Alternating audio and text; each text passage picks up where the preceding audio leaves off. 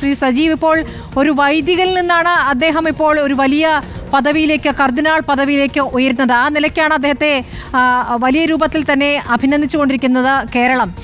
എന്താണ് താങ്കൾക്ക് ശ്രീ ജേക്കബ് കൂവക്കാടുമായിട്ടുള്ള ഒരു അനുഭവം?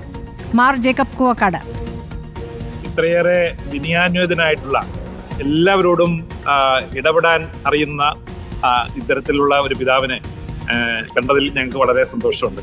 ഞങ്ങളിവിടെ വത്തിക്കാനിൽ വന്ന് ലോക മതസമ്മേളനത്തിൽ പങ്കെടുക്കാൻ വേണ്ടി വന്നപ്പോൾ ഞങ്ങൾ ആദ്യമായിട്ട് പിതാവിനെ കാണുന്നത് ഒരു ചെറിയ ടീ ഷോപ്പിലാണ്.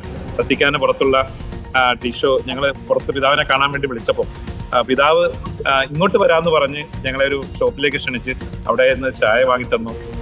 ഞങ്ങളോടൊക്കെ സംസാരിച്ചു. അപ്പം അദ്ദേഹത്തിന്റെ ഏറ്റവും വലിയ പ്രത്യേകത, ഏറ്റവും വിനയമുള്ള, എല്ലാവരോടും നന്നായി ഇടപെടാൻ കഴിയുന്ന, എല്ലാവരെയും ചോദിച്ച് മനസ്സിലാക്കുന്ന, എല്ലാവരുടെയും പ്രയാസങ്ങൾ മനസ്സിലാക്കുന്ന ഒരു പിതാവിനെയാണ് ഞങ്ങൾ അദ്ദേഹത്തിൽ ദർശിക്കാൻ ഞങ്ങൾക്ക് സാധിച്ചത്. അദ്ദേഹത്തിന്റെ സ്വാധീനത്തെ കുറിച്ച് പ്രിയപ്പെട്ട ചാണ്ടി ഉമ്മൻചാണ്ടി പറഞ്ഞു.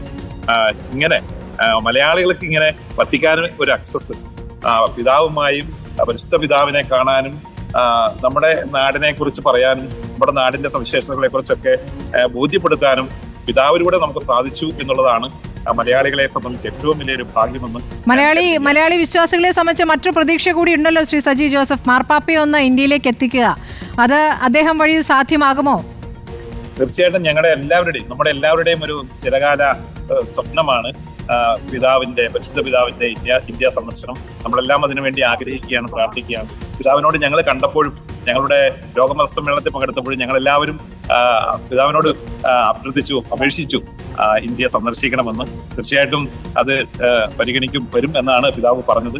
അത് തീരുമാനം ഉണ്ടാവുമെന്ന് പ്രതീക്ഷിക്കുകയാണ്. തീർച്ചയായിട്ടും കൂവക്കാട് പിതാവിലൂടെ നമുക്കത് വളരെ പെട്ടെന്ന് സാധ്യതമാകുമെന്ന് ഞങ്ങൾ പ്രതീക്ഷിക്കുകയാണ്. എന്തായാലും ഈ പിതാവിനെ പോലെ 21 കർദിനാൾമാരാണെന്ന് ഏറ്റെടുക്കുന്നത്, കർദിനാൾ പദവിയിലേക്ക് ഉയർത്തപ്പെടുന്നത്. എല്ലാവരും അതിൽ ചെറുപ്പക്കാരാണ്. ഈ 21 പേരിൽ 18 പേരും 50 വയസ്സുള്ള, അല്ലെങ്കിൽ വളരെ പ്രായം കുറഞ്ഞ പിതാക്കന്മാരെയാണ് തെരഞ്ഞെടുത്തിരിക്കുന്നത്. അതാണ് കേരളത്തെ സംബന്ധിച്ചും നേരത്തെ 2 കർദിനാൾമാരാണെങ്കിലും, ചങ്ങനാശ്ശേരി അതിരൂപതയിൽ നിന്ന് വന്ന മറ്റു 2 കർദിനാൾമാരാണെങ്കിലും 67-ാം വയസ്സിലാണ് അവർക്ക് ആ സ്ഥാനം ലഭിച്ചത്. അദ്ദേഹത്തിന് ഈ ചെറിയ പ്രായത്തിൽ തന്നെ വൈദികനായിരിക്കെ ലഭിച്ചിരിക്കുന്നു എന്നുള്ളതാണ് അദ്ദേഹത്തിന്റെ പ്രത്യേകതയായി വിലയിരുത്തപ്പെടുന്നത്. ഫാദർ ബെന്നും ഉണ്ട് കൂടെ, അല്ലേ? ഉറപ്പായിട്ടും. ബെന്നച്ചനെ പറ്റി ഒരു കാര്യം പറയാതിരിക്കാൻ കഴിയില്ല. ബെന്നച്ചനാണ് ഞങ്ങൾക്ക് വേണ്ടിയിട്ടുള്ള എല്ലാ സഹായവും ചെയ്തത്. ഞങ്ങൾക്ക് വേണ്ടിയുള്ള സഹായം അദ്ദേഹമാണ്. സമ്മേളനത്തിന്റെ മൊത്തം അറേഞ്ച്മെന്റും, സർവ്വ സമ്മേളനത്തിന്റെ മൊത്തം അറേഞ്ച്മെന്റും നേതൃത്വം 2 മാസമായിട്ട് അദ്ദേഹം ഇതാണ് ചെയ്യുന്നത്. അദ്ദേഹം